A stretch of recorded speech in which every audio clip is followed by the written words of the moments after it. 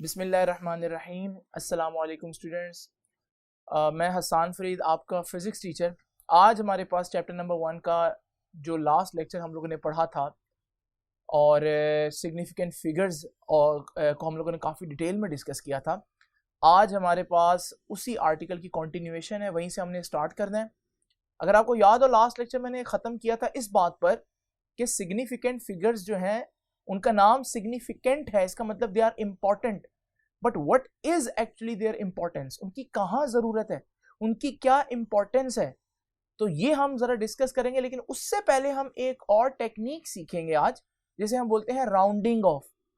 तो जरा देखते हैं कि ये राउंडिंग ऑफ क्या है। स्टूडेंट्स, राउंड ऑफ करना, इसका आसान अल्फाज में मतलब है किसी भी आंसर को थोड़ा सा शॉर्ट करके लिखना, ताकि समटाइम्स हमारे पास बहुत बड़े बड़े आंसर्स आते हैं जिनमें 10 डेसिमल प्लेसेस, 8 डेसिमल प्लेसेस होती हैं, लेकिन हमको उनको शॉर्ट करके लिखना होता है। उसके लिए हम जो टेक्निक यूज करते हैं उसे हम बोलते हैं राउंड ऑफ करना। एक बात बड़ी इंपॉर्टेंट है, जब वो राउंड ऑफ करने को बोलेगा वो दो तरह से ये बात कर सकता है। या तो वो कहेगा round off up to 2 significant figures. Significant figures क्या होते हैं हम लोगों ने लास्ट लेक्चर में डिस्कस किया।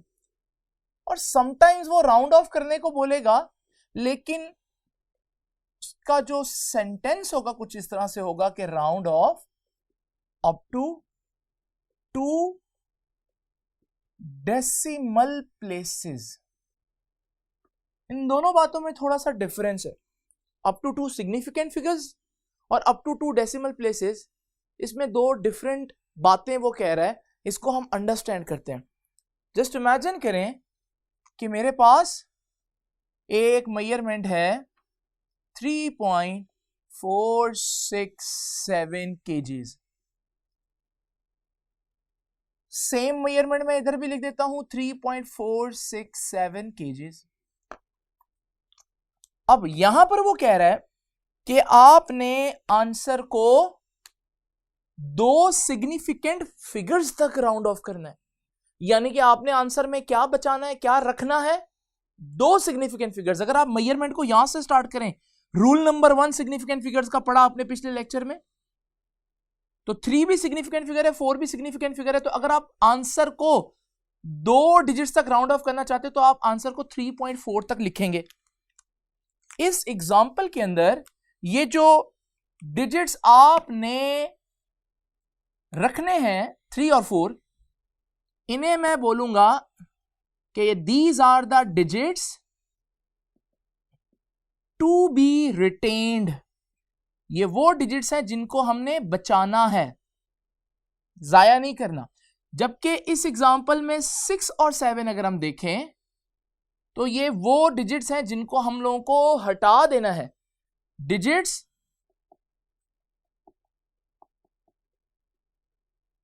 टू बी एलिमिनेट, ये वो डिजिट्स हैं जिनको हमने हटाना है। लेकिन क्या ऐसे हटा दें? नहीं, इसके लिए तो हम रूल पढ़ेंगे जिसे हम राउंड ऑफ कहते हैं, लेकिन वो हम बाद में सीखते हैं। पहले हम देखते हैं कि राउंड ऑफ का क्वेश्चन वो कितनी तरह से कर सकता है।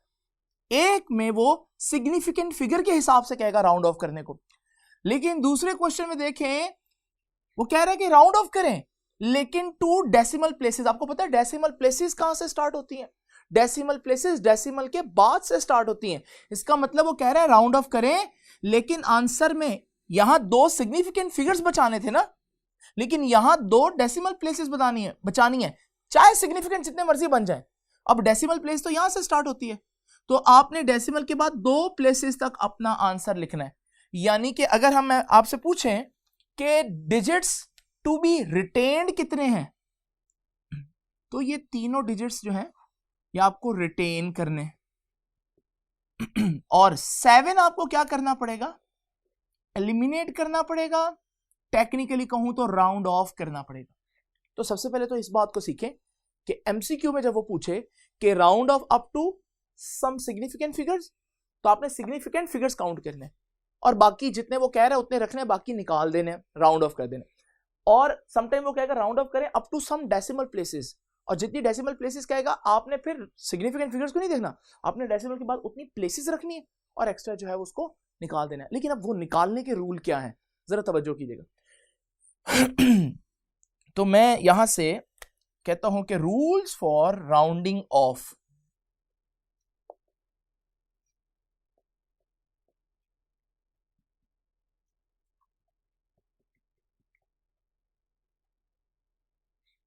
रूल्स फॉर राउंडिंग ऑफ, पहला रूल देखिएगा जी, पहला रूल है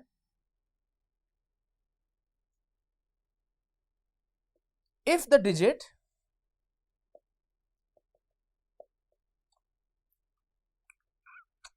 which is to be eliminated, जिसको हमने निकाल देना है, नहीं रखना, is greater than 5, वो 5 से बड़ा डिजिट है जिसको हमने फारिग करना है, निकाल देना है, then 1 is carry to previous digit, पिछले डिजिट में आपको एक ऐड करना पड़ेगा। और अगर आपको याद हो, अगर आप इसको निकाल रहे तो प्रीवियस डिजिट वो है जिसको आपने नहीं निकालना, और उसको मैंने क्या बोला था, digit which is to be retained, वो डिजिट जिसको आपने रखना है। तो ये हमारे पास पहला रूल है। यहीं पर इसकी एग्जांपल देता हूं, जरा तवज्जो करेंगे आप लोग। मिसाल के तौर पर 53.27 इसको वो कहता है कि इसको राउंड ऑफ करें, इसको राउंड ऑफ करें up to 1 decimal place, 1 decimal place. Decimal place decimal से स्टार्ट होती है, यानी आपने एक डेसिमल प्लेस रखनी है। लो भाई, which is to be eliminate, किसको एलिमिनेट करना है, डेफिनेटली 7 को एलिमिनेट करना है। अकॉर्डिंग टू दिस रूल, जिसको एलिमिनेट कर रहे हैं it is greater than 5। So the rule is कि जब आप किसी को एलिमिनेट करें डिजिट को which is greater than 5, then 1 has to be carry in the previous digit. तो आपको पिछले डिजिट में एक कैरी करना पड़ेगा, उसको एलिमिनेट कर दें। तो ये आंसर कुछ इस तरह से बनेगा, इसको एलिमिनेट कर दो तो 53.2 था, लेकिन इसको एलिमिनेट करने के लिए आपको पिछले डिजिट में एक कैरी करना पड़ेगा 1, तो ये 53.2 क्या बन जाएगा, 53.3 बन जाएगा। So this is the answer, this is the rule number 1। उसके बाद रूल नंबर 2 देखते हैं। आप समझ गए होंगे, अगर रूल नंबर 2 ये ग्रेटर देन के लिए था तो वो स्मॉलर देन के लिए था होगा। तो अब जरा देखते हैं जी, if the digit which is to be eliminated, जिसको निकाल देना है, इज लेस देन 5, अगर वो 5 से छोटा है, then nothing is carried to previous digit which is to be retained। तो जिसको हम लोगों ने रिटेन करना है, बाकी बना, उसमें आपने कोई कुछ भी कैरी नहीं करना। एग्जांपल देता हूं कि ये पिछले एग्जांपल ही लेकर चलते हैं, 53.23, और फिर से मैं कहता हूं कि ये जो हमारे पास एग्जांपल है, इसमें आप राउंड ऑफ करें अप टू 1 डेसिमल प्लेस, एक डेसिमल प्लेस तक आपने आंसर रखना है। तो किसको हटाना है, which is to be eliminated, 3 को, और जिसको हटा रहे हैं वो तो 5 से कम है, तो फिर जो पिछला डिजिट है 2, उसमें कुछ कैरी नहीं करेंगे, तो यही आपका आंसर रहेगा। ये हो गए 2 रूल्स। अब राउंड ऑफ का तीसरा रूल देखते हैं। राउंडिंग ऑफ का थर्ड रूल है, इफ द अब दो ही बातें होगी ना कि या तो जिस डिजिट को हम लोगों ने एलिमिनेट करना है वो 5 से बड़ा है या फिर वो 5 से छोटा होगा। तो तीसरी बात कौन सी रहेगी, आप लोगों को भी पता है कि 5 ही हो अगर वो डिजिट जिसको हम लोगों ने हटाना है। उसके लिए क्या केस है, जब डिजिट 5 हो तो उसमें 1 कैरी करना है प्रीवियस डिजिट में या नहीं करना, ये 5 डिसाइड नहीं करेगा, ये 5 से पहले वाला डिजिट डिसाइड करेगा। अगर पहले वाला डिजिट इवन है तो फिर हम कैरी नहीं करेंगे। अगर उससे प्रीवियस डिजिट, पहले वाला digit which is to be retained, जिसको बाकी रखना है, वो अगर हमारे पास ऑड है तो फिर हम एक कैरी करेंगे। तवज्जो कीजिएगा। तो ये रूल नंबर 3 है, if the number which is to be eliminated, वो नंबर जिसको एलिमिनेट करना ना ग्रेटर देन 5 है ना लेस देन 5 है, बल्कि इज इक्वल टू 5, वो 5 ही है, देन अब यहां पर दो अलग अलग रूल बन जाएंगे। ठीक है, देन पहले रूल 1 ए डिसाइड कर रहा हूं, then 1 is carried to previous digit, पिछले डिजिट में 1 कैरी करेंगे if the digit to be retained, if the digit to be retained, जिसको हमने नहीं हटाना पिछला डिजिट, is odd। तो ये रूल है, अगर पिछला डिजिट ऑड है तो फिर हम 1 कैरी करेंगे, और अगर हमारे पास पिछला डिजिट इवन है तो फिर हम कैरी नहीं करेंगे। तो 1 इज नॉट कैरीड। अच्छा, ये रूल आपने यूं पढ़ना है, बी रूल, ये स्टेटमेंट, देन के बाद 1 is not carried to previous digit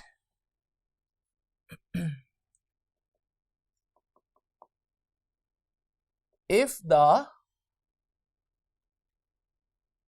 digit to be retained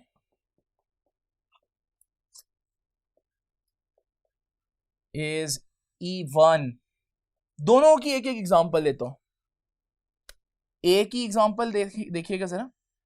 तो हमारे पास है 53.25 और बी रूल की एग्जांपल है 53.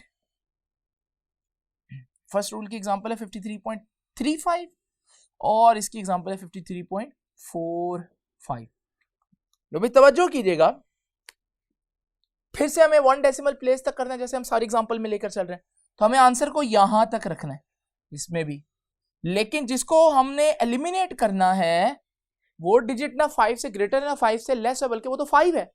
इस सूरत में डिसाइडिंग फैक्टर कौन होगा, कौन डिसाइड करेगा कि 1 कैरी होना या नहीं होना? Previous digit. यहां प्रीवियस डिजिट एक ऑड नंबर है। ऑड नंबर आप सब जानते हैं ना कि 1, 3, 5 जो 2 पर डिवाइड नहीं होते, जबकि इवन नंबर जो है वो 2, 4, 6, 8, 10 जो 2 पर डिवाइड होते हैं, ये ऑड नंबर है। तो हमारा रूल है कि अगर ऑड नंबर हो तो 1 इज कैरिड। तो इसको हम कैसे आंसर में लिखेंगे? 53.5 इधर 1 बनकर कैरी हो जाएगा, तो ये 53.4 बन जाएगा।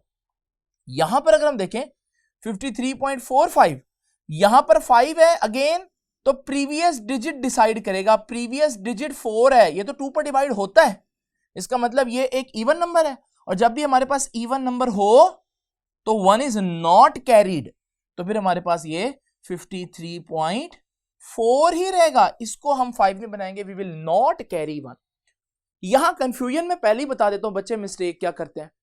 मिस्टेक ये है कि मैं एक क्वेश्चन दिया कि 53.32, अब बच्चे देखते हैं इसको हटाना है हम लोगों ने, और ये पिछला डिजिट ऑड है, और वो कहते हैं कि 1 कैरी कर दें, ये सोचते हुए बगैर कि 1 कैरी करना जब ऑड और इवन का चक्कर हमने जब देखना है जब ये डिजिट 5 है।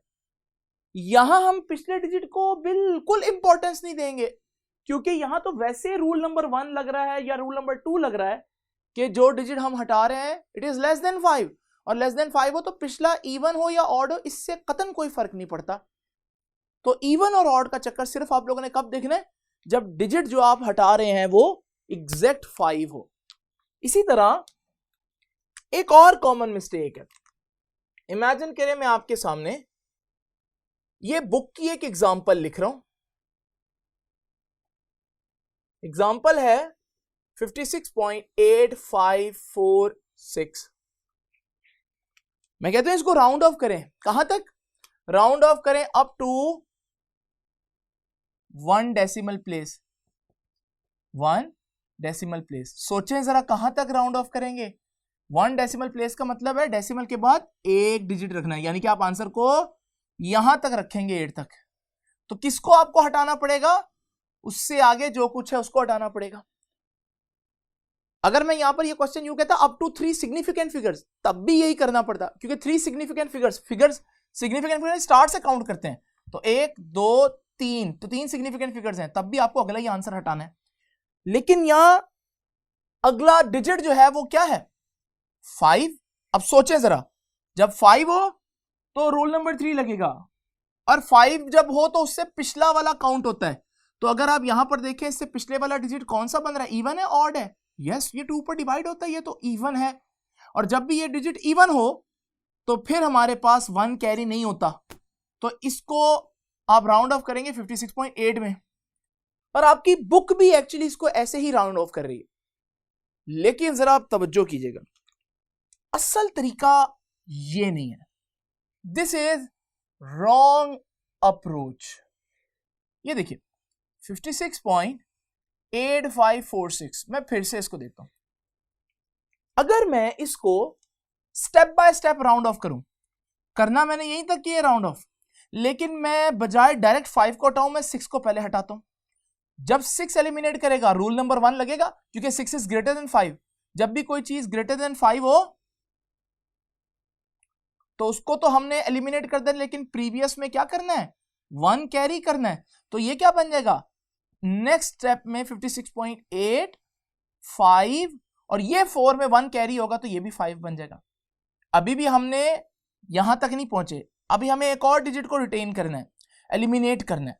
तो अब हमें 5 को हटाना है। अब 5 रूल नंबर 3 है, तो 5 को जब हम हटाते हैं तो 1 कैरी करना या नहीं करना, ये कौन डिसाइड करता है, पिछला डिजिट। और पिछला डिजिट यहां पर ऑड है, और जब ऑड होता है तो फिर हम 1 कैरी करेंगे। तो यहां हमने 1 कैरी कर देना है, 5 हट जाएगा, ये बन जाएगा 56.8, और 5 के साथ 1 कैरी किया तो 6। नाउ क्लास, अब जरा तवज्जो से देखें, हमें आंसर यहां तक लाना था ना, अब हमारे पास आखिरी स्टेप रह गया 6 को हटाना है। अब 6 को हटाने तो 6 तो रूल नंबर 1 में आता है, क्योंकि ग्रेटर देन 5 है, और जब कोई चीज ग्रेटर देन 5 हो तो वो पीछे 1 कैरी करेगा। तो हमारे पास ये आंसर आ जाएगा 56.9।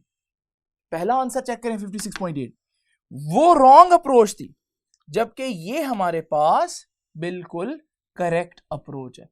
इसका मतलब आपने क्या सीखा, कि जब भी हमें राउंड ऑफ करने को बोले, हमें एहतियातन राउंडिंग ऑफ कहां से स्टार्ट करनी चाहिए, from the end of the digits, हमारे सबसे एंड से करनी चाहिए, और हमें बारी बारी एक एक डिजिट को step by step round of करना चाहिए, क्योंकि समटाइम्स कहीं राउंडिंग ऑफ सिचुएशन ऐसी चेंज हो सकती है कि हमारे पास आंसर कुछ का कुछ हो जाएगा। तो ये जरा तवज्जो दीजिएगा कि ये कॉमन मिस्टेक्स हैं जिनको आप लोगों ने ध्यान से देखना है। अभी हम मजीद आगे चलते हैं, और अब हम आते हैं अपने असल क्वेश्चन की तरफ, जो मैंने बताया था कि सिग्निफिकेंट फिगर्स की सिग्निफिकेंस यानी कि इंपॉर्टेंस, अहमियत डेली लाइफ में, फिजिक्स की लाइफ में कहाँ है।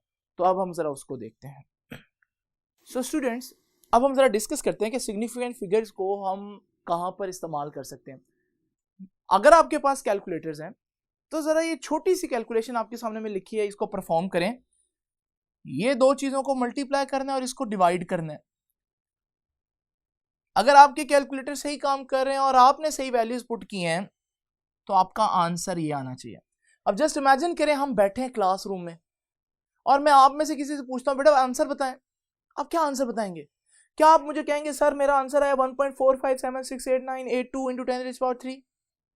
या हो सकता है आप कहेंगे सर मेरा आंसर है 1.457 into 10⁻3। आप आंसर को सिर्फ इतना बताएं, इतना बड़ा आंसर क्यों बताएंगे? लेकिन कुछ बच्चे इसको भी राउंड ऑफ कर देंगे, कुछ कहेंगे कि 1.45 into 10⁻3। लेकिन बेटा ये फिजिक्स है, यहां हर चीज के रूल होते हैं। अगर आप किसी स्टेटमेंट को, किसी फिगर्स को छोटा कर रहे हैं, शॉर्ट कर रहे हैं, तो इसका भी कोई रूल होना चाहिए। जैसे हमने साइंटिफिक नोटेशन पढ़े, हर चीज के रूल पढ़े, ताकि पूरी दुनिया एक तरह से ही चीजों को स्टडी करे, तो इसका भी रूल होना चाहिए। ये कैसे पता चलेगा कि आपने आंसर 1.4 तक बताना है, 5 तक बताना है, 1.457 बताना है, 1.46576 या टोटल आंसर बताना है? Who will decide it? Who will tell us कि आंसर को कहां तक रखना है? आंसर इज सिग्निफिकेंट फिगर्स बताएंगे हमें। तो ये है जबरदस्त बात सिग्निफिकेंट फिगर्स की, ये इनकी सिग्निफिकेंस है, ये इनकी अहमियत है कि ये बता सकते हैं आंसर को कहां तक रोकना है और कहां से आगे आंसर को खत्म कर देना है। तो जरा तवज्जो कीजिएगा, हम यहां पर दो रूल्स पढ़ेंगे। आप देख रहे हैं यहां मैं मल्टीप्लाई डिवाइड कर रहा हूं, तो ये मल्टीप्लिकेशन और डिवीजन में आएगा।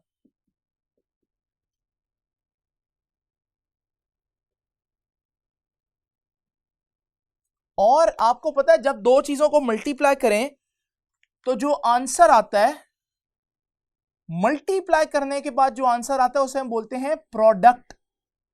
2 4 8, 8 is the product of 2 and 4। जबकि दो चीजों को डिवाइड करने से जो आंसर आता है उसे हम बोलते हैं कोशेंट।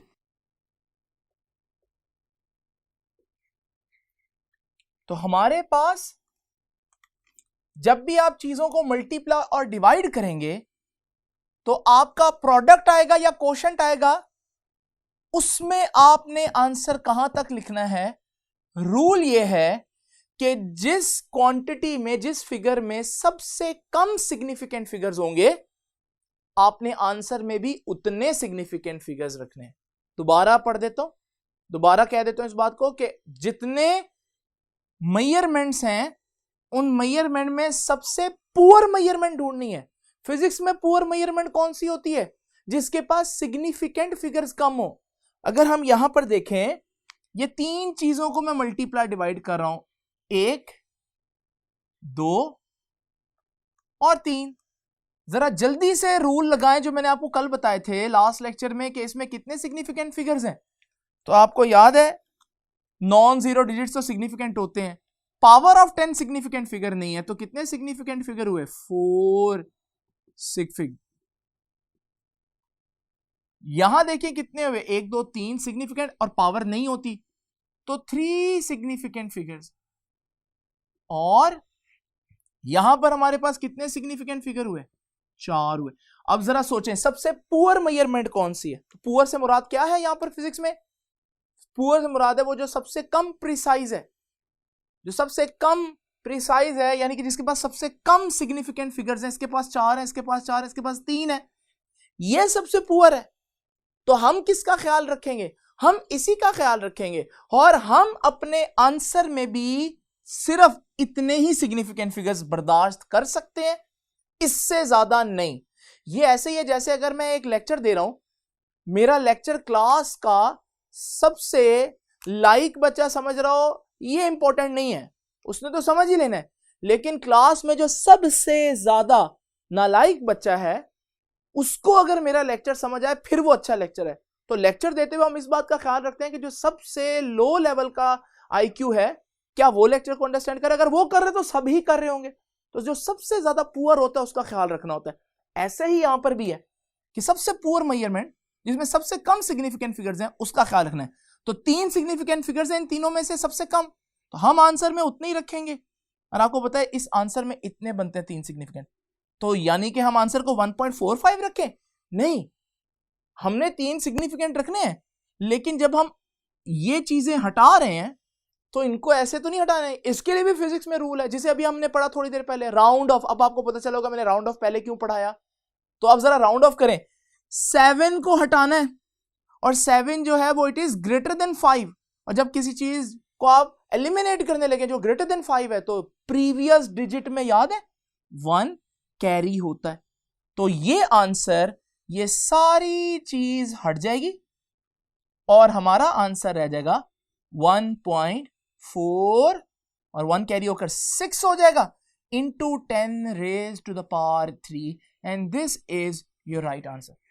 तो आपको पता चला कि सिग्निफिकेंट फिगर्स की सिग्निफिकेंस क्या है, अहमियत क्या है। जल्दी से हम ये नेक्स्ट चीज देखते हैं कि अगर हमने चीजों को ऐड या सब्ट्रैक्ट करना हो तो रूल क्या है। तो ये रूल आ जाएगा फॉर एडिशन एंड सब्ट्रैक्शन। अब जब ऐड या सब्ट्रैक्ट करेंगे तो आप सोच रहे होंगे अब फिर वही सी बात होगी कि जितने सिग्निफिकेंट सबसे कम है उसको ख्याल रखना है। मैं यहां पर स्टेटमेंट सेम रखूंगा। मैं अभी भी उस बात पर कायम हूं कि जो सबसे पुअर मेजरमेंट है उसी का ख्याल रखना है, लेकिन the definition of poor has been slightly change. जो डेफिनेशन है पुअर की यहां थोड़ी सी डिफरेंट है। मिसाल देता हूं कैसे, ये देखें, यहां पुअर कौन था जिसके पास सबसे कम सिग्निफिकेंट फिगर्स थे। यहां पुअर कौन होगा जिसके पास सबसे कम डेसिमल प्लेसेस हैं। दोबारा कह रहा हूं, सबसे पुअर कौन होगा जिसके पास सबसे कम डेसिमल प्लेसेस हैं। डेसिमल प्लेसेस कहां से स्टार्ट होती हैं बेटा, डेसिमल के बाद से। जरा तवज्जो कीजिएगा, इसके बाद डेसिमल के बाद कितनी प्लेसेस हैं, 1 2 3 4 डिजिट्स हैं। तो ये 4 डेसिमल प्लेसेस हैं। इसके बाद 1 और 2 हैं तो ये 2 डेसिमल प्लेसेस हैं, और इसके पास 3 डेसिमल प्लेसेस हैं। अब पुअर कौन है, टोटल सिग्निफिकेंट फिगर्स नहीं गिनने इस रूल में। इस रूल में आपने डेसिमल के बाद प्लेसेस गिननी है। तो सबसे कम तो इसके पास है, यानी कि ये सबसे पुअर है। तो हम अपना आंसर अभी मैंने बताया कि किसका ख्याल रखना, जो सबसे पुअर होगा। तो सबसे पुअर के पास डेसिमल प्लेसेस 2 हैं, तो हमारे आंसर के पास भी डेसिमल के बाद प्लेसेस 2 रखनी है। अब जरा जल्दी से देखिए किसको फिर हटाना पड़ेगा, 7 और 3 को। तो 7 को जब मैं हटाऊंगा, एलिमिनेट करूंगा, तो वो ग्रेटर देन 5 है। तो जब वो ग्रेटर देन 5 होगा तो वो प्रीवियस डिजिट में एक कैरी होगा, ये हट जाएगा, और प्रीवियस डिजिट में जब ये कैरी होगा तो ये बनेगा 8.13 and this is our answer. तो आपने देखा कि सिग्निफिकेंट फिगर्स जो हैं उनकी वाकई में हमारी जिंदगी में बहुत जबरदस्त सिग्निफिकेंस है। ऑल्दो हम अक्सर इन चीजों को फॉलो नहीं करते, लेकिन आज के बाद जब भी आपके टीचर आंसर पूछें तो जरा थोड़ी देर के लिए जरूर सोचिएगा कि आपने आंसर 1.4 बताना है, 1.45 बताना है, 1.457 बताना है, क्योंकि फिजिक्स में इन छोटी छोटी चीजों के लिए भी अलग से प्रिंसिपल्स हैं। कल जो नेक्स्ट लेक्चर होगा उस लेक्चर की बहुत अहमियत है, वो है प्रिसीजन और एक्यूरेसी। 2 वर्ड्स जिनको हमेशा से ज्यादातर ऑडियंस एक चीज समझती है। कभी हम बोल देते हैं यार तूने बहुत प्रिसाइज काम किया, हम कभी कह देते तूने बहुत एक्यूरेट काम किया, लेकिन क्या ये 2 वर्ड एक जगह पर यूज हो सकते हैं? यही हमारा नेक्स्ट टाइम का लेक्चर होगा। तब तक आप इसकी अच्छी तरह से प्रैक्टिस करें। इंशाल्लाह आपसे मुलाकात होगी नेक्स्ट लेक्चर में। Thank you.